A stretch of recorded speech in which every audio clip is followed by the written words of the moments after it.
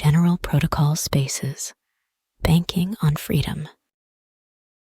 Welcome to General Bull number 50 of Independent Developments. This is also related to the Bitcoin Cash Independence Day, which I'm going to give a really quick intro to. And then if anybody else wants to talk more about it, feel free. But my very short intro is once upon a time, there was only Bitcoin. There was not really a deal of like BTC, BCH, altcoins, like all this stuff that exists today. It was a very, very different world back then. And there was basically Bitcoin. And then this big thing happened. And you can read about it in a great book called Hijacking Bitcoin. Not nice stuff. And at the end of that, there was two Bitcoins.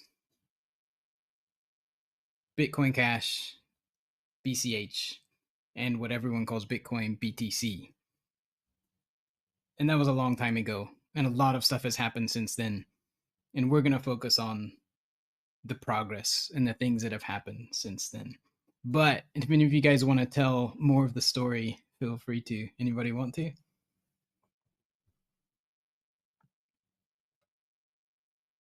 Yeah, I have no interest in dwelling on the past. Like, let's talk about all the good stuff instead. Yeah, it sounds good. Well, I mean, it was also a good thing, right? That independence, so to speak, happened, because if it hadn't, then none of this progress would have been possible. So it's definitely good that it's not good that it was necessary to happen, but it's good that it did happen since it had to happen. Otherwise, none of the progress that we've made would have been able to happen. So that is the best outcome given the situation. So here we are, yes, and there's lots of good things that have happened since then. You have any favorites, Jonathan? Sorry, you were going to say something. Haro, go ahead. Yeah, but before we go on to my favorite, I just want to say, like, a couple of years ago, like 4 or 5 years ago, I would eventually, like from time to time, take a look at how things are looking in Bitcoin land and think, did I actually make the right answer? Technically, I'll always come to the same conclusion, but there's also a little bit of jealousy there because they were like a larger market share and there were more users and they had more activity. Meanwhile, we were kind of shrinking and shrinking and forking and forking. But the last couple of years has been absolutely different. I see one thing after another that the older brother, so to speak, keeps like failing at, not successfully doing any meaningful progress on, and they keep like moving their goalpost or seeing their goalpost move for them, whether they want to or not. And meanwhile, I'm sitting here in BCH land, and it couldn't be better over here. Like every single thing that I've pondered, like, could we do better? We are making progress on every single thing. What are some of those things that you used to look at? Because I know exactly what you mean. I used to go to certain forums or go on Reddit to certain subreddits or Twitter, look around, and then eventually, like, what am I doing? There's no point to this. There's so much going on, and there's so much progress that needs to be made. Just whatever. It kind of fell into the past for me, and I don't really focus on it at all. But what were the kind of things that you were looking at as a kind of comparison point? Yeah, so let's start with wallets. Back then, on the BTC side, like a wallet was something that was technical and complicated, and there has been a lot of wallet developments, both on the BTC and the BCH side. But when I look at what they are making progress on the BTC side, it feels like they are like they're rolling the Sisyphus stone up the hill, and then they're figuring out another technical way to do the same thing, and they're rolling the stone back up the hill again. They're not really getting to a really good point where they get to benefit from all the work being done. And Right. back then, like, if you look at what kind of things do you use money for, then you pay for stuff, and then you pay for stuff on a regular basis, right? That's effectively the two big use cases, one-off payments and recurring payments. And I always wondered, like, how would we do recurring payments? And there has been multiple different suggestions for how to do it in the past, and every single one of them that I know of involve one or two trade-offs. Either you have a third party that acts as a custodian that makes it happen for you, or it is non-custodial, but you have to earmark your money, set up some kind of payment channel, and then you can only take money from that specific channel. I haven't seen any meaningful progress on recurring payments actually happening in nowhere in crypto. But in BCH today, I'm starting to see ways in which it can be done that's actually actionable as part of the XO wallet templating. So that's one example. It's a great one. The templating, something very relevant that we're working on today, working on quite hard with XO. And yeah, the things that are possible. And then the other part of it that you mentioned was the Sisyphus and his stone. And I think it's worth mentioning that those things were well known far ahead of time, right? Like even long before this Independence Day on August 1st, 2018. I think it was 18. Long before that, like back in 2014, there was already a strong awareness that, like, hey, if you keep doing things this way and not scaling in an appropriate way, you're going to end up with these Sisyphean tasks and stones to deal with, right? And you won't be able to deal with them. We knew forever ago, and these were the uncomfortable things that are in that book, Hijacking Bitcoin. It goes into some of these details about those realizations and understanding and so forth that led to, well, it looks like we're going to have to do it a different way anyway. So here we go. And there was a network split, right? Yeah. And since then, I would say though, like you said, back at that time, you were checking and, looking at it. And there was reason to do that, I think, for a while, because besides the splits that you mentioned, just it really was very disruptive, and this developments and new products, new protocols, and so forth, all that stuff really just slowed down or stopped in some ways, right?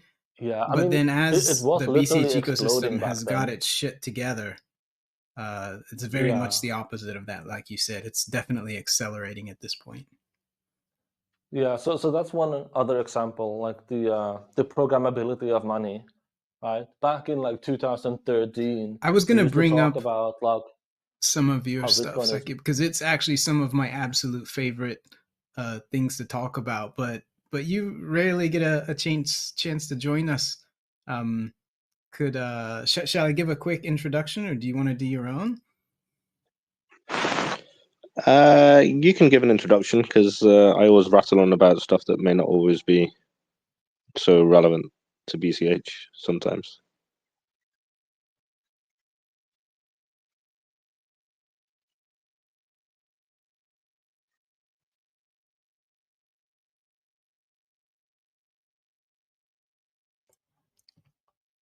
John, you're muted. It appears as we are having some technical issues with Twitter. Oh, gosh. John can't hear us, but we can hear him. Can you guys hear me? Yes. Yes, I hear you perfectly fine, Sakib. And I can't hear John. So this is one of the reasons why I've avoided Twitter Spaces and joining GP, because I always hear about these technical difficulties. So John's gone silent. Is that right? Or you guys can hear John? Yeah, so I heard John moments ago. Now he's back to a listener status. I don't know if his Yunan, can you invite Emergent back in? Yep, I'm doing that right now. Yeah. Whilst we're waiting, then I'll say just my input on Independence Day. I have no idea about what happened in 2017. And so when I think about Independence Day for BCH, I have no relevant standing to the independence from Bitcoin. And so I don't relate to it at all. And the way I relate to Independence Day for Bitcoin Cash is actually, since I joined the community 3 or 4 years ago, it has been stable. I think I joined just after the ABC fork or whatever was going on then. And so from a kind of technical community forking point of view, I have no experience in what that's all about. So independence for me actually relates to independence in what's happening in the rest of the world and the political side. And the last 3 or 4 years and over the last decade, we have seen infringements on freedom of movement, freedom of speech, freedom of protest, which has gradually been worsening that I can see over the last few years. And what I relate Independence Day to is BCH's kind of freedom and maintaining those abilities and freedoms of political influence. And so that's how I relate Independence Day. It's really exciting to be part of a community that maintains those values of freedom. Couldn't have picked a better time to join. Yeah, no, I think so. I haven't seen any of the drama, and I have just seen growth and other community members, not just the GP team, but the sentiment and the excitement and the positivity has just been gradually getting more and more, and I see very little downside. So yeah, it's an exciting time to be part of this independent movement. Yeah. So that actually touches on example number 2 that I started talking about before John dropped off, the programmability of money. So if we look at it from before the BTC BCH split and all the way back to 2013, there was always this talk about how Bitcoin is programmable money. Like you could do things with Bitcoin that you can't do with other types of money. And we had ideas like what could possibly be done with it, but not much have actually manifested on the Bitcoin side. But today, we are actively pursuing like non-custodial financial services and non-custodial like cooperative and interactive things you can do that money has a role in. And I think when we look at this and reflect back to what you said about your view of independence, Saqib, I think a lot of those restrictions to your freedoms are actually things that will be enforced on the money layer by the current elites. And that by making our money able to do more things, we get to use money to free ourselves from those shackles rather than be forced to follow along. I agree. It's Yeah. a fantastic framing that Saqib said. You know, it's about the independence itself and freedom itself, and kind of bringing a balance back to a very imbalanced world. So I love that framing. That's actually my favorite one. I'm using that from here on. It's done.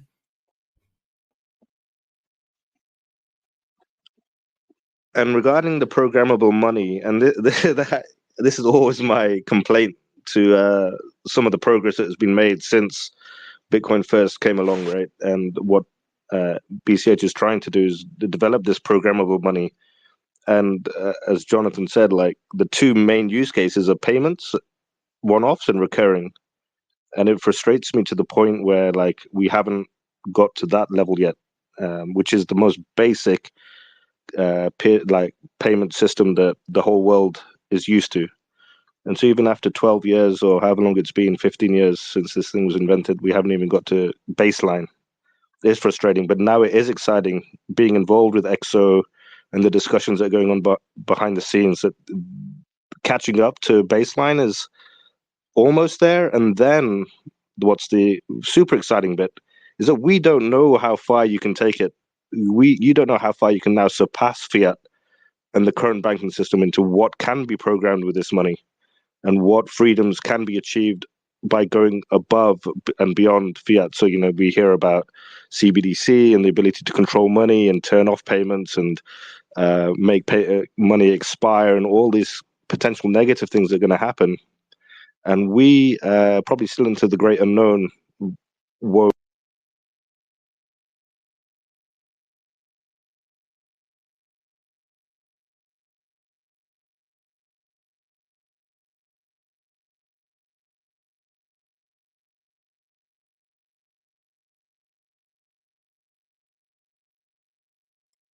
Does anyone hear me? Yes, I heard you just fine, but I no Oh, longer I hear thought it was Saqib. me. And so Sakib suddenly got cut off, right? Yep. Oh god. Yes. I actually was gonna just completely double triple down on the point that he said. I think, when we say money today, we've got the image of it and what it means. And I'm sure 100 years ago, people had a slightly different image, but not very different, right? Of what money was then and what it is today. Regardless of the digital aspect, people don't have a fundamentally different concept of what money was and is 100 years ago and today. But I absolutely believe that what we consider money today is like, the horse and carriage vision of cars, or like the, back in the 70s when it was like every neighborhood will have a computer, and it's like, wow, that'll be amazing. No, wait, it's going to be way more amazing than that, because the things that you can do, you haven't even. Yeah. Yeah, so I actually encountered a tweet from a person in the BTC ecosystem earlier, where he said like he doesn't know all the things, but he knows very clearly what ideal money is, and Bitcoin matches all the requirements for ideal money. And I can't fathom the idea of understanding what ideal money is in this landscape. If you look at the available literature, like we have written on finance and economy since the maybe, I don't know, 1500s to very recently, and all that data is like the established knowledge base. And then we have this tiny speck of time, 2010 to 2025, where the idea of money goes from something you trade to something you program. And that is not taken into account at all. I don't know, like to some degree, right? Contracts are to not 100%, but to a large degree, deciding who is in control of and what happens to money, right? Yeah. I think there's been a lot of I mean, money some was level of programming. money was infinitely programmable. I would say even more than what we got on computers. It's just you program it through courts and police, which is very unwieldy. That's how it has worked. Right. Yeah, I'll Well, argue just the that is not concept that money you you're can. coding. You're coding behavior. And money is just carrying around. But now we're coding the money and behavior carries around instead. It's like turning it on its head. Maybe so. I think for me, the one thing that's critically different is that with paper money, banks, and so forth, the system that we've got accustomed to over the last hundreds of years is that there's an absolutely enormous amount of trust required because of the network effects involved. And then the network effects themselves lead to very heavy centralization. And that just very naturally, again, fell onto the nation state, which is the current era's political, de facto standard is the nation state. And so the largest body, I won't use any negative names for it, but the largest organizations are the ones that are in charge of and control the money. And, maybe that's better than what was there in the past. But that tiny blip of time that you mentioned, Jonathan, in that tiny blip of time, all of a sudden it became eminently possible to imagine that that's not the only way to do it. Whereas before, I think it's easy to argue that that really was the only way to do it. There wasn't much other way to do it, right? Unless you're gonna like revert to the East India Company, where there's some company or companies that are so dominant that they're at the same level as nation states. But then that's really kind of fundamentally the same thing as a nation state. So I think in that tiny blip of time since 2009 that Bitcoin, which definitely includes Bitcoin Cash, right? Since it has existed, that's the part for me that has really opened up the possibilities, right? That the nation state is not the only one, is not the only way to do money, and having a new way to do money is a competitive element to the nation state's fiat. And I think it's a desperately needed competitive element. You know, the disruption that comes with it, I think, is desperately needed. Yeah, I think we're going into the third era. The second era is the one where you have a centralized control, centralized entity publishing everything. And I think the first era was the emergent version where you didn't need a central entity because the only thing you traded were things that people universally recognized as valuable in the first place. And so you didn't need like trust difference, and you didn't need to have this representative value because you had actual value instead. But now we get to have representative Well, it was value social, without a right? central The entity. first era was Yeah. social. It was social Yeah. credit. Yeah. Primarily.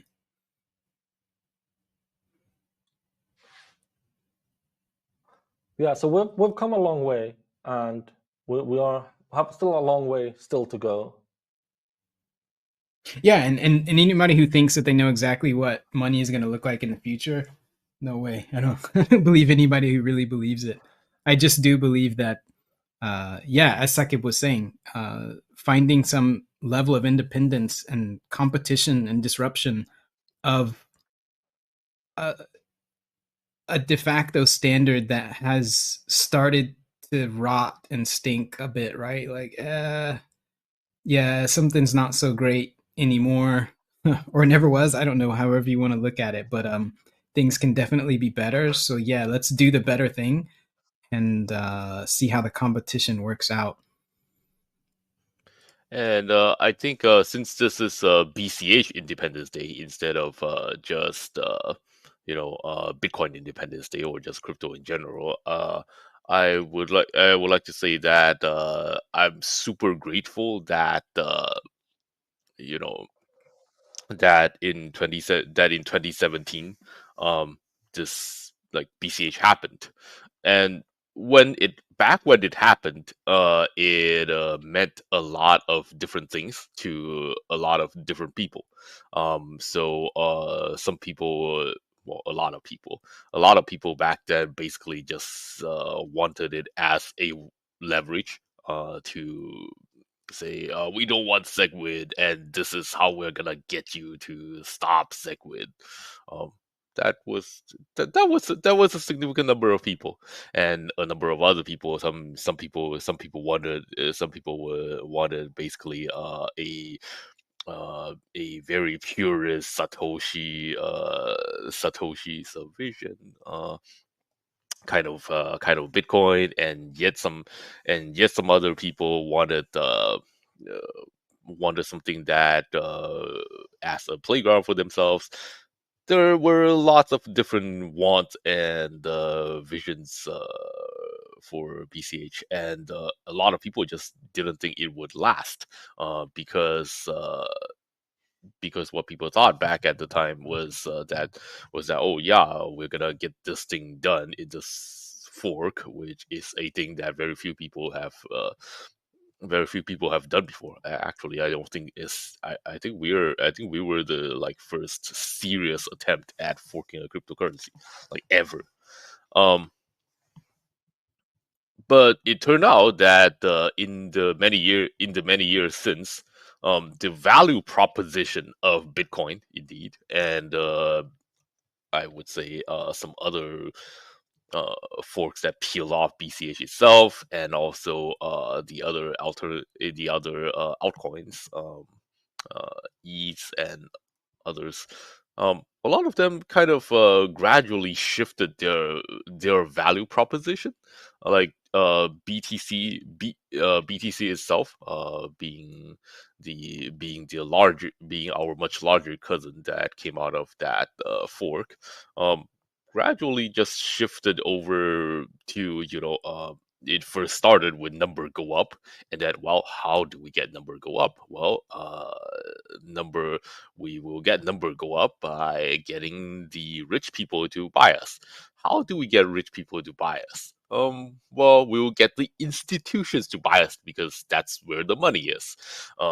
Well, we get the institutions to buy us by looking like a great asset, by looking like a great asset that is easily made compliant, and also doesn't change very much. Um, some people would dispute this, but that's basically the direction it has shifted. And you could argue that it has seen some success.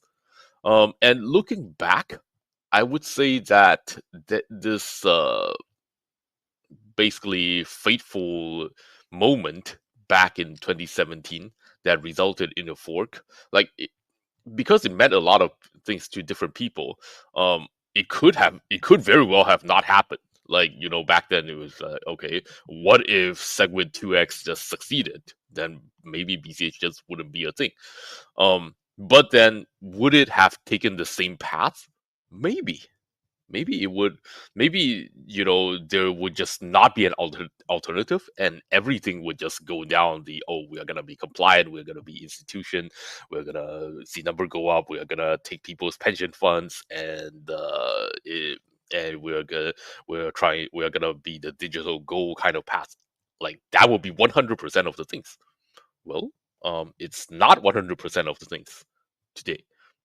Today we have a fork. We have a Bitcoin that is attempting to do and succeeding sometimes in trying to be what's basically money of the people. That's more or less faithful to the original mission, and doing all the reasonable things and high utility things, and being useful by being programmable, and lacking central authorities and not captured. This is not a given. This could have just not happened, or at least not happened in any of the Bitcoin branches, but it happened. So I'm extremely grateful for this. That it turned out to be this way. That we have this free place to call home. Yeah. That was super well said. Yeah, there's absolutely no, you can never know for sure the counterfactual about what would have happened in history. But if I had to guess, given the actual reality, right? Not the marketing, not the... John, if you're speaking, I don't hear you. I hear you. What John. now? Oh. What Jonathan, comedy? do you hear me? Twitter is such comedy. Oh, Yeah, so yes, so I'm just going to go on. That was absolutely not a given, and I think given the realities of the real political realities of the people, organizations, and skullduggery that were going on back in that period, I'm pretty confident that BTC would not have gone down a utility money for the world road. I am pretty sure it would still be on this asset class road. So yeah, that's a great way of saying it, and I totally agree. I'm very grateful to I mean, I had some tiny part in it at the time, but definitely I wasn't any kind of weight in the picture. But I really appreciate those guys who were the weight in the picture and that did make things happen so that we could have this independence and we could have a Bitcoin that is still trying to be money for the world. And it's highly doubtful that we'd be here if there hadn't been a split. Unfortunately, right? Nobody wanted a split at the time. But given the situation, I think it's the best outcome. Also, it's worth mentioning, for the people who are listening, who haven't been around since 2010 or whatever, there's I would absolutely die on this hill. There's no question that for all of the early years of Bitcoin, it was cash, it was money, it was payments. It was not the focus of Bitcoin ecosystem was not to be an asset class and not to be not just number go up, right? Number go up was a means to an end, was the end was adoption of people using it to do things. That was unquestionably the ethos of Bitcoin in those years. And then things changed, and that was kind of the beginning of all the things that culminated in the BCH Independence Day and separating off. Sorry, Jonathan. Yeah, I had something to say, but I forgot what. All right. Uname, are you back in? Let me add him in here. Sakib, actually, is Sakib there? Can he speak? Oh no, he's still on listener also. Jonathan, it's just you and me. Like, we're both gonna get kicked eventually, one of us. Yeah, well, as long as it's one at a time, I'm okay with it. All right. One Yeah, person at a so- time. Who has the conch? Yeah. So let's has talk the about some con? independent developments. I'll start by bringing up Cauldron. I'm looking at DeFi Llama on the Cauldron, and I know that Bitcoin Cash podcast posted this graph some week ago, but I can't not look at it. It's very, very clearly growing, and so this is one of those things where we need some components in our ecosystem in order for the entire ecosystem to grow. And I think Cauldron or other DEXs is a great thing to have here. So yeah, have you looked, John, at how much Cauldron has grown in 2025 alone? Cauldron. I was looking at MUSD recently, but I did not look at Cauldron. Do you have any numbers about it? Yeah, Because on the 1st MUSD of is like a straight January- line up, right? It's like just up, up, up, up. Yeah. It's And the mostly same up, was yes, true but it's for. accelerating up, which is kind of the fun part. So at the start of this Oh, year, nice. it was 185 BCH locked in Cauldron in their pools, and the peak some week ago was 730 BCH. That's like a tripling or better, and we're like the absolute most recent point is 693. It's still amazing progress for this half of the year. So that's quite a development. Fantastic. And the same for BCH Bull. By the way, BCH Bull app.bchbull.com or just bchbull.com today for Independence Day is doing a zero fees, zero settlement service fees day. So go and try it out and just have a look at it and see if it's useful for you. The most common use case for it is either A, if you want to hold in like USD value or euro value or gold or whatever it is, you go there and you can do what's called hedging there. And then you don't ever have to leave BCH, but you get to hedge in another asset using it. And the other use cases, of course, people who think BCH is going to go to the moon or Saturn or whatever it is that they think. And that's the opposite side of the contract. So yeah, you can go there and do it in a non-custodial, trustless way where you can make contracts and not have to leave your money in banks or not have to trust a custodian to give you your money back when you ask for it, etc. So yeah, you can do that today on bchbull.com.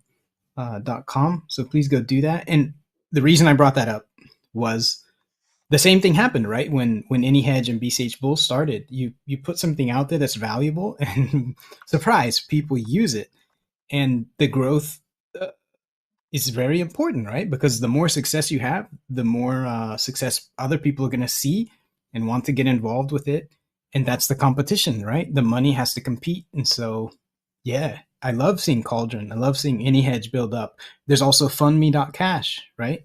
The so several of us in this room were instrumental in creating a thing called flipstarter.cash. And this was a fun crowdfunding way to do crowdfunding using non-custodial, trustless Bitcoin Cash transactions and systems. That was in turn instrumental in funding several of the important things in BCH, including but not limited to the node teams.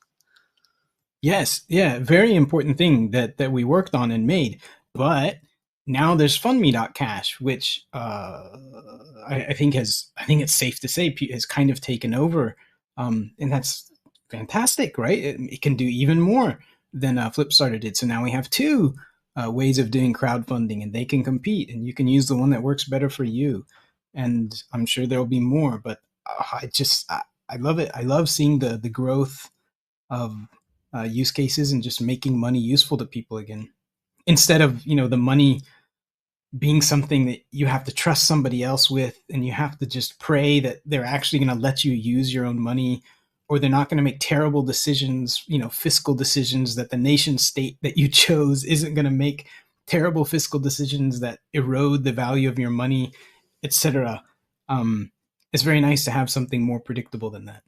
Yeah, I'll say that the underlying feature that we had to get in order to do this transition away from Flipstarter to competing smart contract versions for fundraising is the native introspection chip that we had a couple of years ago. And native introspection is also one of those independent developments that BCH has done that hasn't happened anywhere else, and really puts us in a very unique position of being able to do some things that, while the use case might be supported in some other way in other places, the actual implementation and the trade-offs that implementation is taking is unique to BCH. So I'm really, really happy that we actually ended up getting native introspection when we did. Yeah, I think not a perfect metaphor, but a good one for looking at this is for the people in the audience who are as old as I am, you probably remember when a phone was actually a phone, and the primary use case of it, not the primary use case, the only use case of it, literally the only use case, was to call people, to memorize like a 10-digit or a 12-digit number, and you type in that number and you call somebody and you talk to them. That was the only use phones had. And with the programmability and the expanded capabilities, you can still do that, but the ways you can do that have just exploded, right? You can text, you can send messages, you can send pictures and animations, you can call, you can leave messages, you can record your voice, you can talk to your phone, and all the things that you can do have just exploded. Fundamentally still communication in this case, right? We're talking about payments and money, but the actual way that you do it was not imaginable back when people first came up with the idea of mobile phones, right? Mobile phone was literally just a phone where you can dial in the same 10 digits, except it's not connected to a wire. Like, that was the whole concept of it. And that has just exploded, right? The concept of what you can do with it. And I'm pretty confident the same will happen with money. There's a lot more that can be done with money once you remove this enormous trust cost that it's burdened with because of the need for a nation state to be in charge of it, and then them being completely in charge of the management of it, and you have to just trust what they're going to do, and you never know what they're going to do. It comes down to some political reality. So yeah, I don't know. It's an all right metaphor, right? We're going to be able to do much more with it. Yeah, I think that's a pretty good metaphor. I've got a slightly different metaphor for what Jonathan initially talked about, which was the growth of Cauldron. And like I said, when I first joined, cash tokens came in about a year or two after I was involved in BCH. And there was some debate about whether cash tokens was a move away from the principles of BCH being a peer-to-peer cash network, and whether really BCH should be entering the DeFi space, I guess, or challenging Ethereum. And so my metaphor right now that Jonathan mentions that, Cauldron is starting to get some adoption and some TVL going in, is I see DeFi as two separate systems now. I see the EVM model, which I refer to as traditional DeFi or old DeFi. And then you have this UTXO model, which, again, not having that much knowledge, but I would say the BCH is leading the UTXO DeFi model. And my metaphor is similar to like the big tech kind of formats wars that you've had in the past, thinking like Blu-ray versus DVD, VHS versus Betamax, Windows versus Mac, Android versus iOS. And I'm starting to, if we're saying that, Cauldron is starting to improve, and there's other DeFi platforms on BCH that are building momentum and developing a user base. It may be that we are entering this metaphor where you have these tech wars between the two different types of DeFi. That's why they're so different, in my opinion, in terms of user experience, that it will become like an Android versus Apple or Windows versus Mac type situation. And it is good to see that the DeFi growth in BCH is starting to happen. I don't know how it will grow, but maybe there will be a war between the two, a user-based war. I don't know. The analogy is, yeah, it's a little bit flawed because those things didn't have fundamental differences between them, like a Windows and Unix and Mac and whatever. They were really at the base of it the same thing, but of course Microsoft did a phenomenally better job than everyone else of establishing IP, stealing whatever, and then doing marketing and deal making and whatever. But they were all fundamentally the same thing. But EVM and UTXO, or the account model and UTXO, really very different things. So it's hard to say, right? Because from a UTXO perspective, the account model cannot compete. So obviously people who love ETH or EVMs and whatever are going to say that's insane or stupid or whatever. But I mean, I'm just saying my perspective, right? It cannot compete on the thing that Bitcoin Cash is trying to do, which is scale to be money for the world. An account model that depends on global state and ordering and whatever, these technical things that are fundamentally different about it, it literally can't compete on that market. So I don't know. Am I off base, you name? No, I think long term, right, the scalability and the thing, but in terms of user experience now, if I want to open a leverage position on whatever, I can do it on an EVM chain, or I can do it on BCH Bull or a UTXO chain. And so right now, in terms of the products being offered, you can kind of do the same thing. So there's the DeFi war, right? The DeFi, war is not the right term, but there's a DeFi competition about who's going to have the best user experience and gain users and start competing. Yes, they are different user experiences, but they can both do the same thing right now. Right. And so that's the way I see it. That's how I kind of see it. Like even the people, I wasn't around for Betamax versus VHS. I was maybe a decade too young for that. But everybody ever told me, Betamax had better technology, but VHS won that both. So I think there are some comparisons here. And so maybe yeah, let's not get into Betamax and VHS. There wasn't a clear like better technology thing there. Yeah, I don't know. It's actually a pretty good comparison, John, in my opinion, because they are talking about trade-offs, right? Betamax did some trade-off, VHS did other trade-offs. Some trade-offs end up earning more users than others, and this is where I think UTXO will shine. So on the account model, they have a bunch of user experience benefits, like it's easier to consider your balance if you have an account, and it's easier to work with when you don't have the funds split across multiple different UTXOs, but they are in an actual account. But the trade-off of that is global state and global state management. But on the UTXO side, we have a little bit more complexities on one side, but the trade-off, the value we're getting for that trade-off is the scalability and the ability to more cleanly do things that otherwise gets muddy. And so I think once proper tooling and good user-facing services come out in significant scale for UTXO, it's going to be very clear for the users that the UTXO model and the scalability it brings is going to be vastly superior, mostly because the actual trade-offs are all things we can abstract away. We don't have to tell the user about their 19 UTXOs. We can just tell them their balance. Right. I was trying to think of another. Yes, I was trying to think of another metaphor analogy.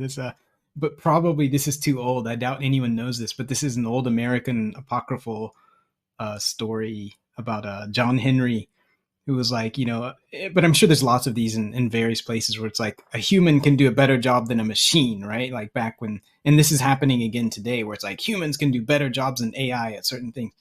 And it's like, yeah, at the beginning, right?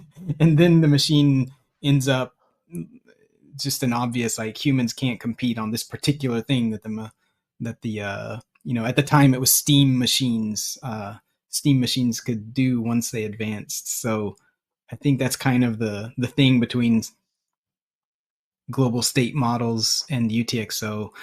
But yeah, anyway, Sakib, I'm sorry, this is completely derailed your which is right, that there is a period of competition. There's definitely competition going on, and I don't know, it's a good thing, right? You see it as a good thing. Yeah, I mean it's a great thing. Like the way I see it, EVM is the first market mover and has acquired all that user base, and then used the new BCH DeFi as the new entrant entering that space, has got the challenge of acquiring that users. And I think we're winning. We're not winning, but we're slowly moving into the marketplace with the share of DeFi, right? And that chart that shows Cauldron increasing must demonstrate that there is acquisition of users. And I think BCH Bull is in that challenging position now of trying to acquire users from other DeFi spaces to come and check out this UTXO, come and check out, VHS versus Betamax, realize that there is another way to do DeFi. And that's the challenge that we have, because we're behind in terms of entering the space.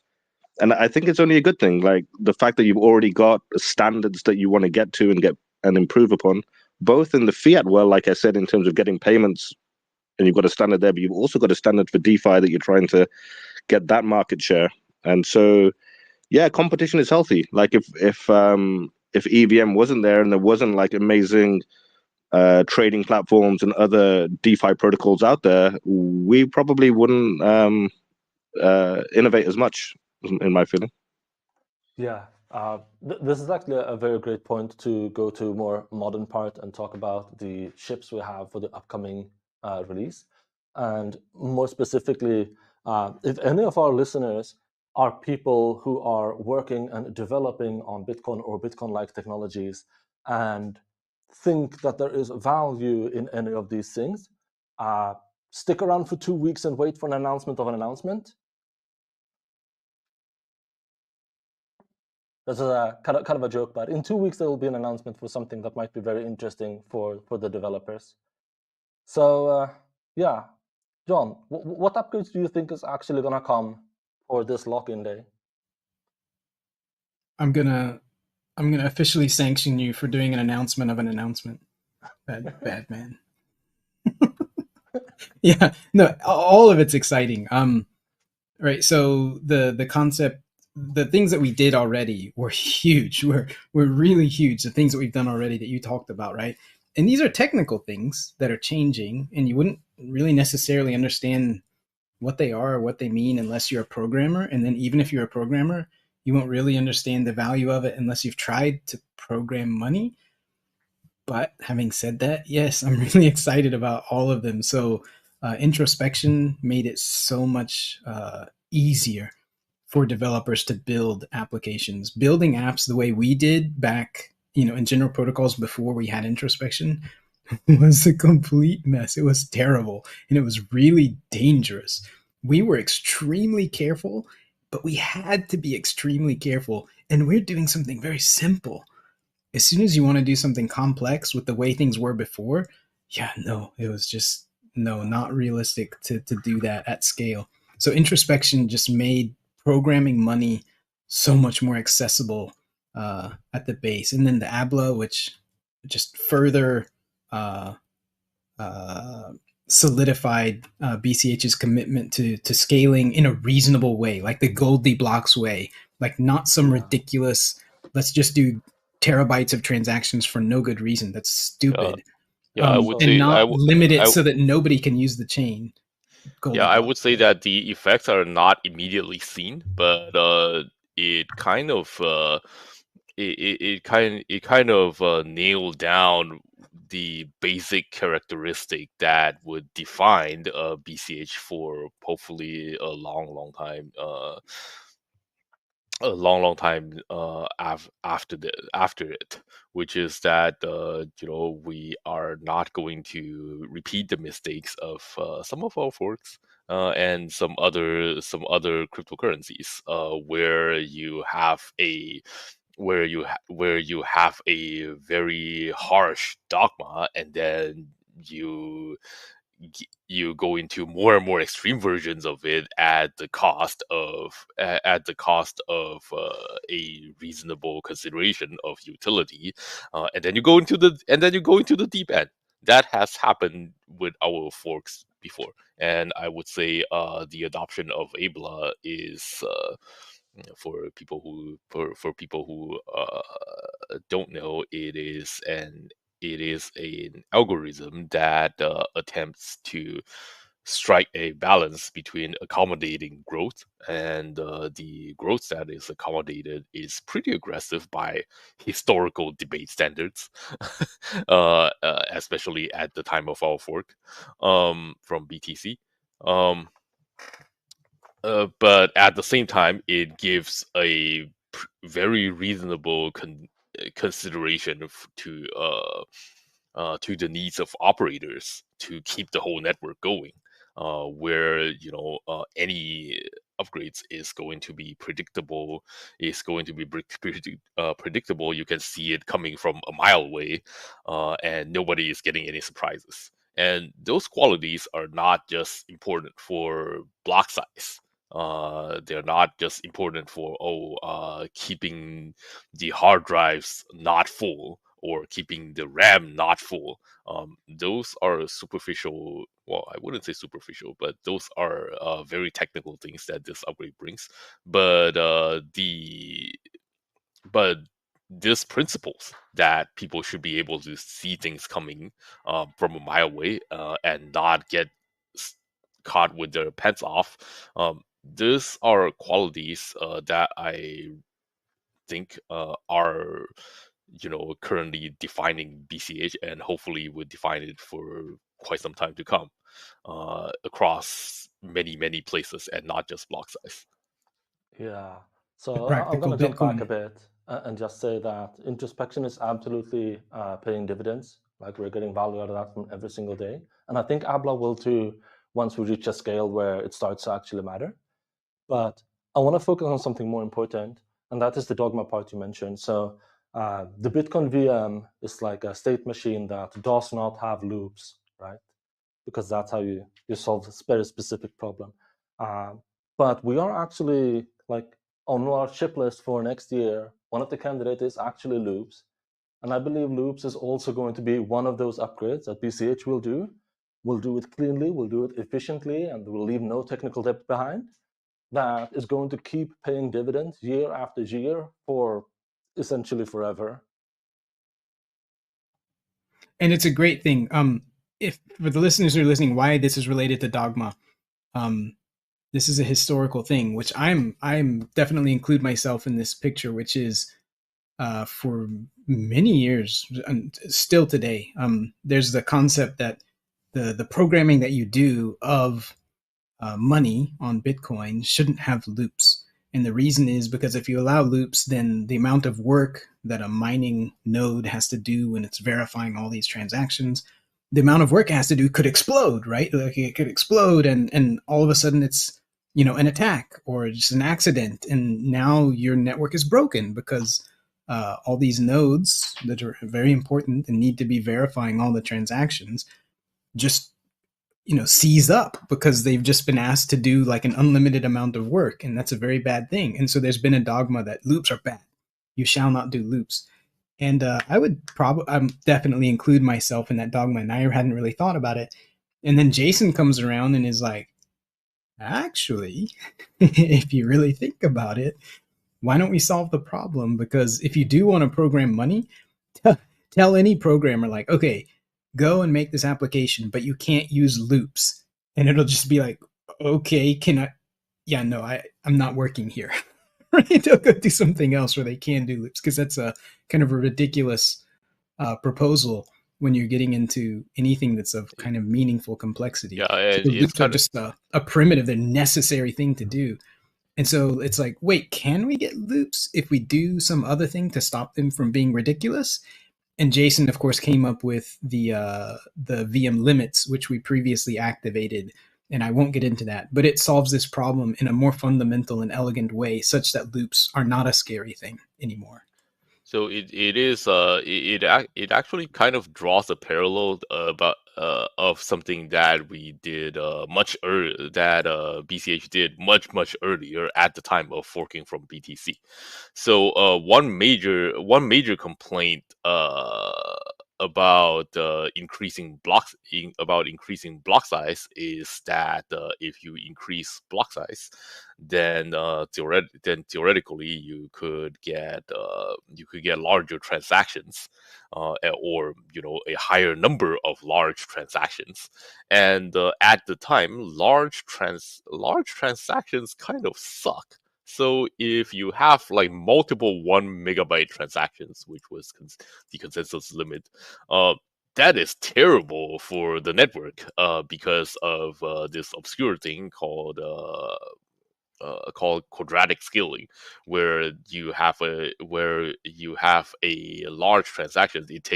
The larger your transaction is, it doesn't just linearly takes more time to process, it takes quadratically more time to process. So I think there remains a certain block in all forks, in all relevant forks of Bitcoin, that takes an extraordinarily long time to process. It's in the blockchain forever. That was plagued with the quadratic scaling problem. And so for the longest time, the solution to this is just to avoid it. Like, it is a terrible problem. Let's not touch. Let's not. And because of it, nothing should increase in size ever. So the solution is to not increase the size ever. And then at the time of our fork, is that was Amory at the time, but also other people. The solution was that, wait a second. So all of this happened in a very large part because of quadratic scaling. Why are we not solving like quadratic scaling? And so we did. And there are other bottlenecks that are present, but then it just busted the door wide open to increases in limits of all sorts. So a lot of times, a prevailing notion in what I would say traditional Bitcoin is that there isn't even if there isn't really anything on principle that well, you can't do this thing, and there's no higher level reason to do it, but it's because of a low level terrible safety concern. The solution is to just not do it, like never do it, instead of looking at the safety concern itself and ponder a bit about, okay, is this worth solving? Should we just like solve this saving concern? And I would say that I would say that on a diverging path, BCH decided, basically asked its ethos to go the other path. A lot of things we are taking second looks and third looks at. Well, maybe this is valuable. Maybe this is worth solving, and maybe we should go down to the root of the problem. And then maybe solving it isn't that terrible, and we can just do that. And so I would say that there are parallels to be drawn, and you know we have controversies, and sometimes it is to be debated that maybe this thing needs to be solved, and maybe that thing has other trade-offs. But by and large, we are not allergic to just having a thing show up as dangerous, and then we never take another look at it anymore. We take second and third looks and fourth looks, and attempt, and if it's valuable, we'll attempt to go down to the roots, and that is a very good thing. The practical Bitcoin, it is a great thing. And that's not to say that Bitcoin Cash ecosystem is careless. I'd say Bitcoin Cash ecosystem is actually extremely conservative. in the sense that it's very careful, very careful about which changes actually go into BCH, and uh, frustratingly strict sometimes about the level of due diligence needed to convince people, to convince actors in the ecosystem that something is a good idea.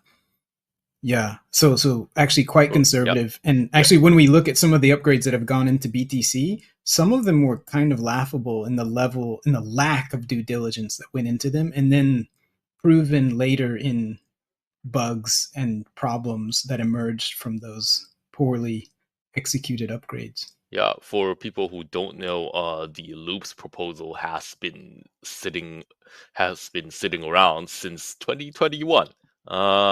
It's so if it gets activated next year, that would be 5 years since its proposal. That's a pretty long time, and the stars. That's a pretty long time for the stars to align. Not just for people to look at it a second time, third time, fourth time, and have debates about it, but also for other general safety improvements to come around, like the VM limits that John just mentioned. And I would argue that it is fully worth it. So yeah, I don't think anyone can fault us for not being careful enough.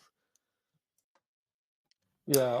So Also, going back to your question, oh, Jonathan, go ahead. I'll also say that even if there hadn't been any big changes to the loops from 2021,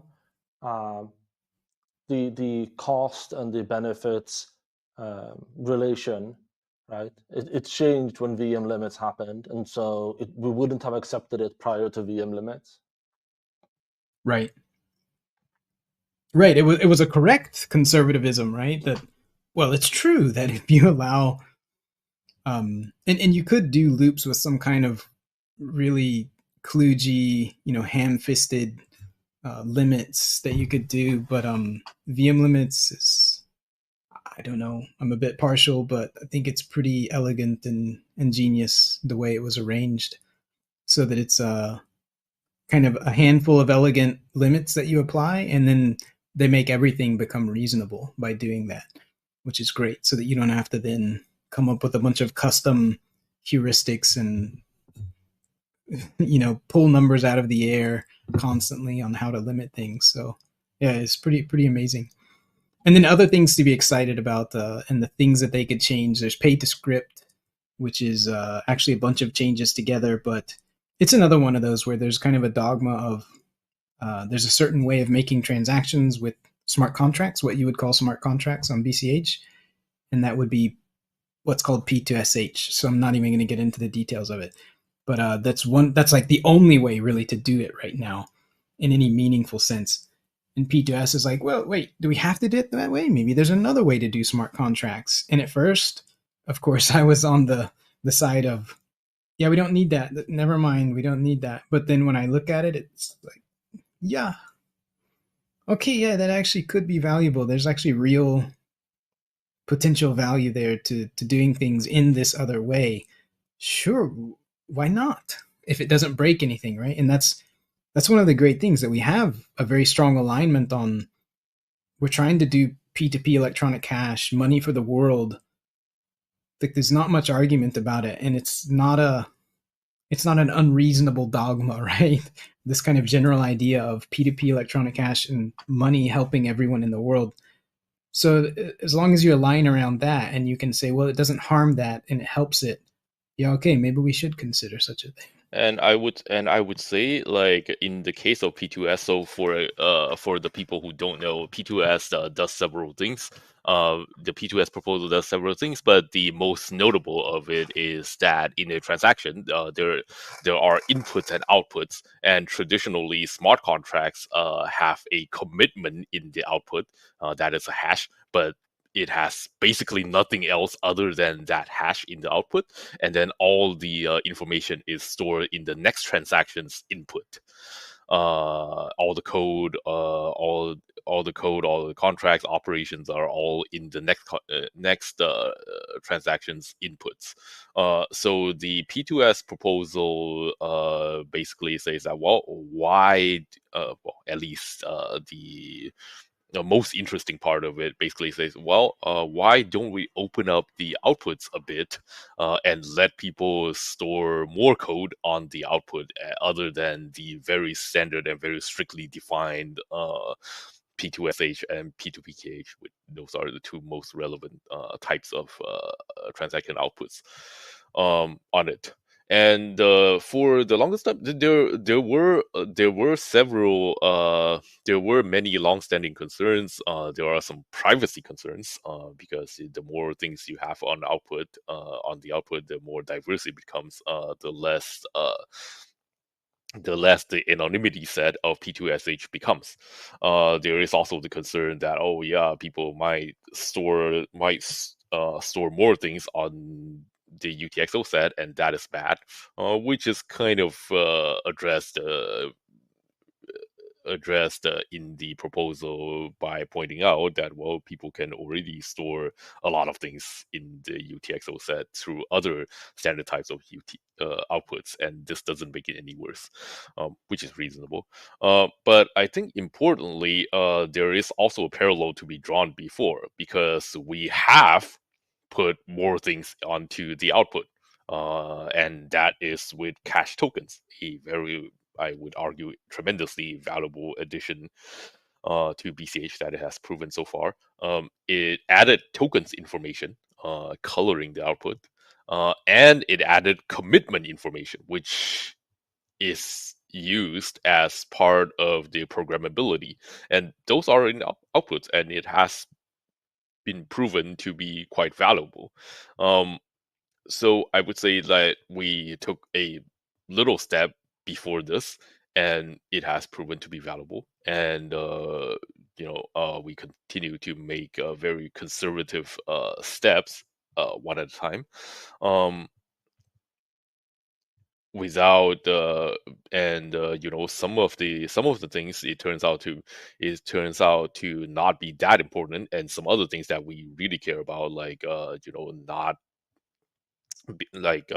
being a good custodian of the UTXO space, we then do it in a way that doesn't violate those principles. I think we're gonna turn out fine, and just like some other upgrades that we have discussed just now, this has parallels, and we are continuing to be reasonable.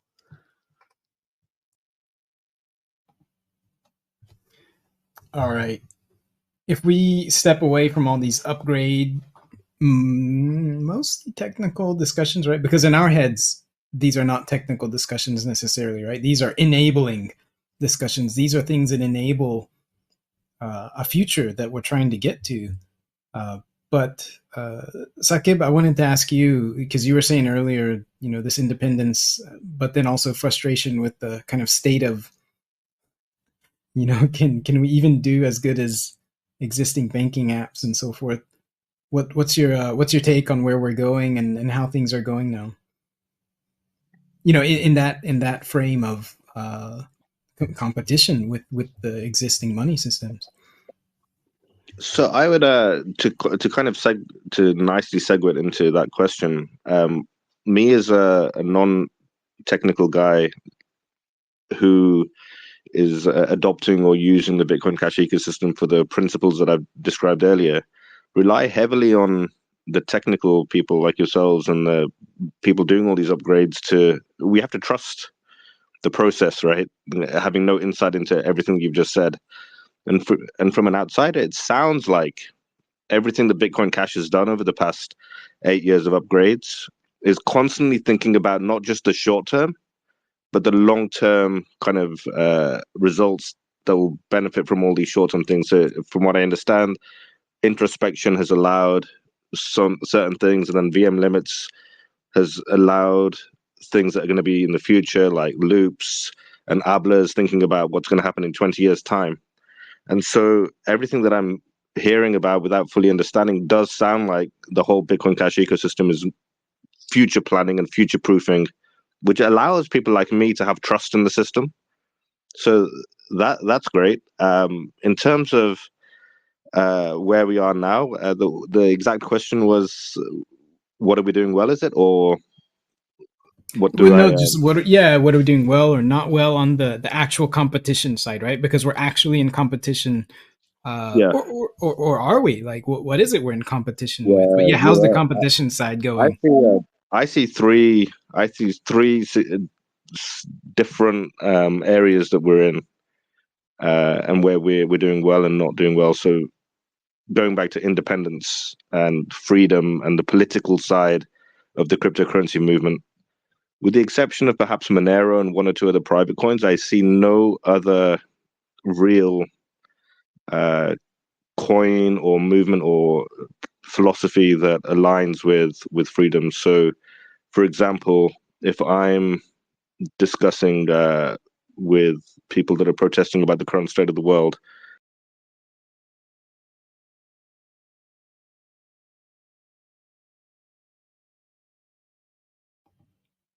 Can you guys still hear me?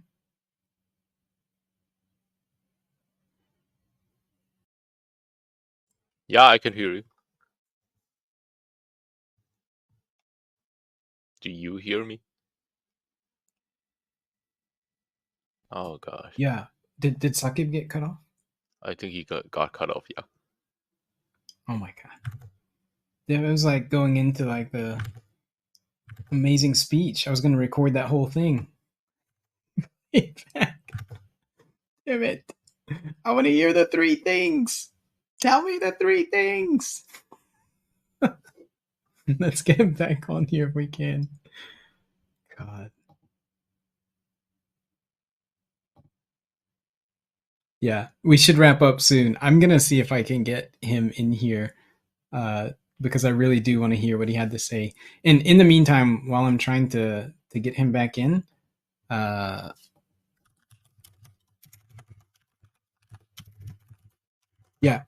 while I'm trying to get him back in, I'm gonna just shill a bit for one of the many things that he has done. This is, we call him Sakib, right? But he's really Dr. Noor, if we're being more polite. And is Dr. Noor. He's a very experienced orthopedic surgeon who's worked in, with children's surgery, with adults. He's worked in impossible, emergency environments like earthquakes and tsunamis and terrible emergency situations. Also, just in regular hospitals, and he's worked in hospitals in rich countries, in places that are low income places, all over the place. Right? He has an incredible amount of experience, and him calling himself a non-technical guy is pretty hilarious. He's a very smart guy actually, and he builds all kinds of things. But he's not a professional builder, right? And so I understand where he's coming from. That when it comes to protocol development and so forth, that you really do have to put trust, and there's a danger there, right? Because a lot of people believed the things that the BTC guys were telling them, because you have to trust somebody, and it's hard, and you don't want to believe that somebody's not telling you the truth. But that's a truth that we have to deal with, and part of that is the chip process, where we've developed a much better process than BTC has for how to go about changes, and it's very much more open process where it's all visible and you can see what's going on with it. But the thing that he has made himself is called the Journal of One Surgery. So you can go see it anytime. It's jogs.one, JOGS.ONE, jogs.one. And this is just a straight up scientific research journal. The specific focus of this one is something called global surgery, which is making surgery more available all over the world, because surgery isn't magic and it's not that hard to achieve all over the world. But it's anyway, there's a bunch of issues that make it such that surgery isn't available to people, and having surgery available would create a huge quality of life improvement. So having that vision and need, he created a whole scientific research journal system to compete with the giant, like $100 billion science publishing industry. So he's done a huge amount of work himself to create this freedom and independence. So he's not talk, right? The guy is very serious in actually creating freedom for people. And if you go to Jogs.one, you can open up the latest articles that people have published. And if they aren't all paid down already, each one has a small paywall on it. And once the paywall is paid down, it becomes free access to the whole world. So yeah, you can go there and see what the latest ones are, and anything that's not available yet, you can go pay with BCH for it. And you can pay 5 cents of BCH, or you can pay $1, or you can pay $50, whatever you want to pay, you can pay. And then you get access to it. You don't have to pay hundreds or thousands of dollars to access. And importantly, people don't know this, but you don't have to pay thousands of dollars to publish.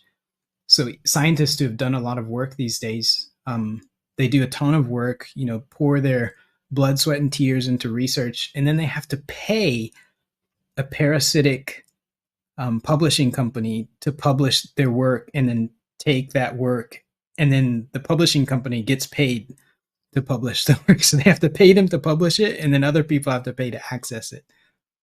So yes, he's created a better alternative to that. Are you back, Sakib? Do we get to hear your 3 points? Yeah, sorry, my battery ran. Welcome I back. can't blame Elon Musk for my forgetfulness to plug my charger in. So I don't know how far I got. I was rattling forward. How far did I get? Sorry, guys. No problem. Let's just start back at one. Yeah. Because right, it was the competition and where we're doing well. There's three areas that I think BCH has to compete in. Number one, I still see it as a political tool, predominantly why Satoshi made it.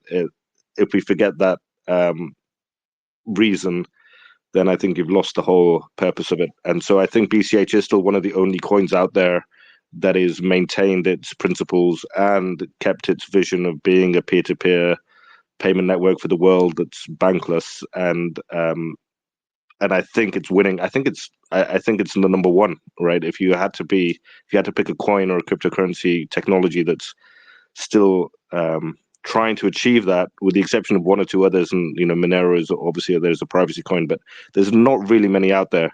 So from a competition perspective on the political side, I think it's the coin to go to. And when I talk to people who are upset with the current world that they see, it seems like a very natural coin. So I would say it's winning there versus fiat, which is the other big use case and reason for why it needs to exist. I think it's behind. I think it's very difficult to compete with fiat with what BCH has right now in terms of its infrastructure and tools. Very, very hard to compete. And so onboarding to use it as a payment network and really convince people to just forget about the politics, but just like as a tool to do stuff. I think it's really, really struggling. I do struggle to get people inspired to use it as a payment network. I am onboarding, and it's great that people can get a wallet and get paid with the journal that I'm doing, but it's not great. So we're behind on that. And versus DeFi, I think that's the other big space, is what we've been talking about most of this chat, is the DeFi, decentralized finance programmable money side of things. I really think it is starting to compete. I think we're at this edge point now where the tools and the products are there, and it's going to become a healthy competition going forward the next 2, 3, 5 years, maybe. It will be very, very interesting to see how much DeFi volume BCH starts to get. So those are kind of the three fronts that I think BCH is fighting with, and where it's good and bad. Smart listeners will take note, and we'll definitely clip that and post it as a short sometime soon. All right, we better wrap things up. Did you guys want to add anything before we do wrap up? You name anything, to any final notes, any shout outs? No, I would just. I mean, you are probably the better guy to do it, but we also have an ongoing promotion in the BCH Bowl that we should probably mention. I did. We must have been having Twitter shenanigans when I did that. Shit. I'll do it again. All right, I will do that though. Sakib, any last shout outs or comments? Yeah. No, firstly, thanks for talking about the journal, and I completely missed all of that. Just to quickly say that I do have this kind of long-term strategy for the journal, and there's like benchmarks that we're trying to hit in terms of technical improvements of the journal platform, user acquisition and user base. And then the very last one, which is the bit I haven't got to yet, is once all those have achieved and the journal has respectability and has indexing in big places, is the last bit is onboarding the communities of the Bitcoin Cash Payment Network. So it is there, and it's exciting on that. So I appreciate you plugging that. The BCH Bull has a massive promotion on right now, in the sense that settlement service fees are now converted to dust for the day to celebrate independence, both from BTC, but also, like I said, independence from the political problems that we're having. And now is a great opportunity to onboard people that you may have in your circles that have thought about going into DeFi with BCH, and just pushing them over the edge to try making a contract and enjoying it. So hopefully for the next 24 hours, it will be open. I'd highly recommend it as a opportunity to get people involved in trying a BCH smart contract. I have tears of joy coming out of one side of my face and tears of happiness out of the other side as I watch actually quite a large number of transactions flowing in to BCH Bull, because I can see the fees coming in and they're all dust.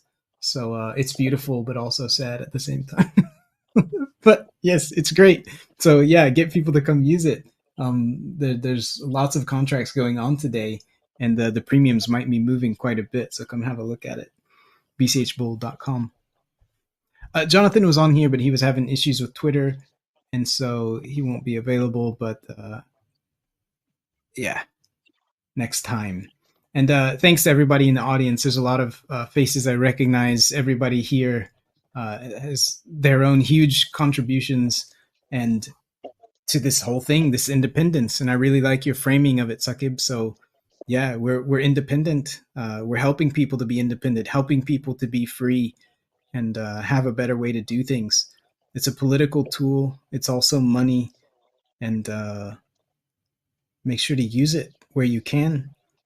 Help people make tools that make it useful for people. And let's keep doing this thing. Take care, everybody. It's good to talk with you, and we'll see you next time. Happy Independence Day to Bitcoin Cash.